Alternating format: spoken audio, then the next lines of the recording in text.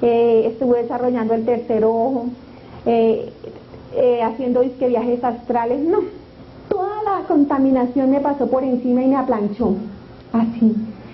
Y finalmente era tal mi contaminación y mi tristeza, mi vacío de Dios, que terminé diciendo y estudiando con mucha gente libre pensadora y andando con mucha gente libre pensadora, los que nos creemos ya los intelectuales y demasiado estructurados, y terminando diciendo yo no creo en Dios. Y yo decía, Dios no existe, ¿cómo va a existir Dios si hay tanta hambre en el mundo? ¿Cómo puede existir Dios, existir tanta injusticia? ¿Cuál Dios es ese? Ese sería un Dios, si existe es un sádico y le gusta echar a la gente al mundo. Y yo decía, Dios no existe. No lo confesaba en mi familia porque mi familia tenía una imagen que cuidaba. Y yo no creía en Dios y decía que los demonios eran manipulaciones de los curas. Y que por eso era que el pueblo me mantenía tan fregado por todas esas mentiras que les inventaban. Además, un día un sacerdote me había dicho que los demonios no existían. Yo estaba re feliz, ustedes se imaginan la alegría, porque de todas maneras, de vez en cuando siempre me movía como la cosita, y yo, ¿qué tal si mi mamá sí tenga razón? Sin embargo, yo siempre iba a misa. Lo que una mamá siembra de niño no se pierde. Yo decía, ¿y qué tal mi mamá sí tenga razón? Bueno, por si las moscas, me paraba a la misa los domingos. Por eso yo, en esa confusión, ustedes se imaginan la degradación más absoluta, atea.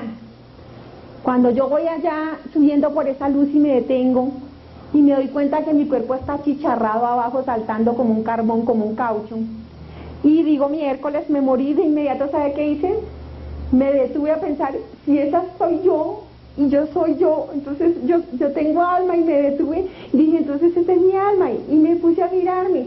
Mi abuelo decía que las almas eran como unos bultos blancos, y entonces dije, sería un bulto blanco, y me empecé a mirar, no, me vi igualita como era yo, idéntica. Pero en ese momento pensé en mis hijos, una niña de 9 años, un niño de 5, y ¿saben qué es lo más lindo? Que uno sin tarde, ya no hay ni tiempo ni espacio sobre esas leyes físicas sobre nosotros. Yo veía a todo el mundo al mismo tiempo y en un mismo espacio, como si yo tuviera un ojo gigante o como si todo el mundo fuera chiquito, pero a la vez era grande. Es algo que no puedo, por eso casi nunca lo comento para no confundirlos. Vi a todas las personas en un instante, y ¿saben qué fue lo bello? Que no solo les vi la carne, sino les vi el alma, les vi el espíritu, les vi a los pensamientos y todo lo que cargaban las personas, esos pecados encima y apachurrándolos, todo lleno de tantas cosas. Sobre todo me conmovían mucho las almas llenas de resentimiento y de odio, que eran las más esclavizadas, las más espachurradas ahí. Yo llegué a orarse a todo el mundo porque yo estaba muy llena de amor, y yo quería que todo el mundo sintiera el amor que yo sentía. Nadie me sintió. Solo la niña mía, cuando yo la abracé, pegó un salto impresionante y se asustó terriblemente. Ella fue la única que sintió que su mamá la había abrazado, de resto nadie me sintió. Y sin embargo no había pasado nada de tiempo, yo seguía subiendo y subiendo. Cuando iba allá arriba me abracé con mi papá, con mi mamá, con mis bisabuelos, con todas las personas que yo había conocido. En ese momento me di cuenta que me habían metido un gol con la reencarnación. Yo pensando que yo andaba viéndole el karma a mi bisabuelo por ahí, y allá estaba, y me di cuenta que allá no había tiempo, que todo era presente. Todas las personas estaban en un mismo presente, los que se habían muerto hace mucho tiempo y los de ahora, porque es que el tiempo es medida para nosotros, allá todo es presente. Y cuando yo voy más arriba vi algo hermoso, un jardín bello, dos árboles bellísimos. A la entrada olía riquísimo, olía unas flores delicioso, y había un lago bellísimo. Yo quería entrar a ese sitio tan bello. Cuando yo me estaba acercando ahí, oí la voz de mi esposo. Mi esposo me grita, me dice, Gloria, por favor, no se vaya, regrese. Mire, Gloria, no me dejes solo, los niños, Gloria. En ese momento se detiene mi andar y me quedé mirándolo solo a él, ya no a todo el mundo al tiempo, sino solo a él. Lo vi llorando, lo vi gimiendo, lo vi con tanto dolor, y en ese momento me concedieron regresar. Me dio un dolor que me hubieran devuelto. Empecé a bajar lento, y encontré mi cuerpo sin vida en la camilla de la enfermería. Yo veía cómo los médicos luchaban para sacarme del paro cardíaco. Cuando yo puse los pies aquí, en esta parte de mi cabeza, inmediato Una chupa me jaló con violencia y yo entré en mi cuerpo y mi cuerpo saltó como un caucho, yo no podía parar de saltar.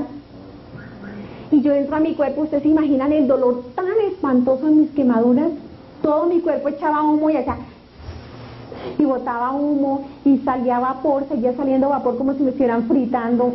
Y eso que habían pasado como 2 horas y media, porque es que a nosotros no nos pudieron recoger ahí mismo porque la corriente que teníamos no nos podían recoger hasta que les dejamos de pasar corriente. Y yo entré a ese cuerpo y ¿saben qué me dolió más que mis quemaduras? Mi vanidad. Ustedes se imaginan toda la vida desde los 13 años cuidando mi cuerpo, desde los 13 años esclavizada que en las dietas, en los aeróbicos, en los masajes, en las inyecciones, yo gastaba fortunas para estar delgada, gastaba fortunas. Y en un instante mis hermosos senos y mis espectaculares piernas y mis abdominales espectaculares estaban hechos chicharrón. Me llevaron a una parte donde no me pudieron atender y de allá me llevaron al Seguro Social. En el Seguro Social rápidamente me rasparon todos mis tejidos quemados, me anestesiaron, me hicieron una cirugía en las piernas, una fasciotomía. Cuando yo estaba anestesiada, me volví a salir del cuerpo. Estaba mirando lo que los médicos estaban haciendo con mi cuerpo cuando de pronto, ustedes han visto el terror más grande. Empiezo a ver cómo de las paredes del quirófano empezaron a brotar un montón de personas, aparentemente común y corriente, pero con una mirada de ojos vivos, de maldad.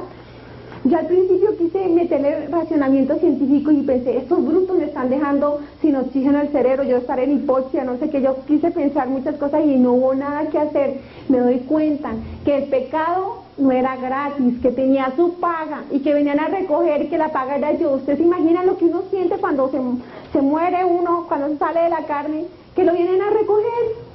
Usted firmó tantos pagares que están culebradísimos y se lo vienen a llevar.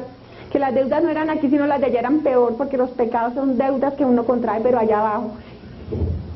Me venían a recoger y en ese terror tan grande yo salí corriendo, aterrorizadísima. Mire, ustedes no tienen ni idea, una cosa es decirles, otra cosa es vivir ese momento tan espantoso. No sé en qué instante atravesé la pared del quirófano y cuando yo atravesé la pared del quirófano, ¡zas!, un salto al vacío. Cuando yo salto al vacío, entro en un montón de celdas y celdas, eran como panales de abeja. Al principio había luz y mientras había luz, de todas maneras se sentía paz y se sentía oración, pero yo voy descendiendo y descendiendo y descendiendo y empiezo a andar en unos túneles oscuros. Olía horrible, espantoso, y yo me doy cuenta que yo huelo espantoso, que estoy descompuesta, que el pecado pudre, descompone, y yo que era tan escrupulosa con los malos olores y usando perfumes costosos, y me doy cuenta que yo huelo horrible. Terminé mi descenso, llegué a una parte planita. En esa parte plana, aterrorizada, vi tanta gente conocida en esos huecos. Gracias al Señor no me acuerdo de sus sufrimientos, pero eran terribles, eran espantosos. Yo llegué demasiado enferma, dolida, angustiada, sobre todo el sufrimiento de mi papá. Mi papá ya había muerto, mi papá había muerto a los 5 años. Yo pensaba que papá estaba en el cielo, era que era un hombre tan bueno. Y es más, yo casi le mandaba a hacer las Eucaristías, pues porque sí, porque ellos creían en eso y todo, pero decían, no, si existe el cielo, él tan bueno está en el cielo. Cuando yo iba bajando, como 4 tandas de antes de terminar el descenso, veía a mi papá. Mire, yo grité horrorizada, yo le dije, papá, ¿usted qué hace aquí? Yo me acuerdo que él estaba sufriendo espantosísimamente, pero no me acuerdo, gracias a Dios, que... Y lloraba y gemía, y me decía, cuando él me oyó, él siempre me decía, mi hija, mi hija, el adulterio, y lloraba y gemía con horrores, gritando. ¿Y saben qué fue lo más triste? Que papá jamás pensó que tener otras mujeres por fuera de la casa era pecado. Jamás mi papá pensó, él decía que él era muy macho, y que como era muy macho, pues estaba bien que tuviera otras mujeres, pero que eso sí, la mujer de él estaba por encima de todas las cosas y sus hijos, y que nada les podía faltar a ellos. Y él lo confesaba a los 4 vientos, y él era feliz hablando de que tenía muchas mujeres y se sentía súper bien, y se sentía así como todo un super macho. Y y él lloraba gritando viendo cómo él mismo había llevado a sus chiquitos, a sus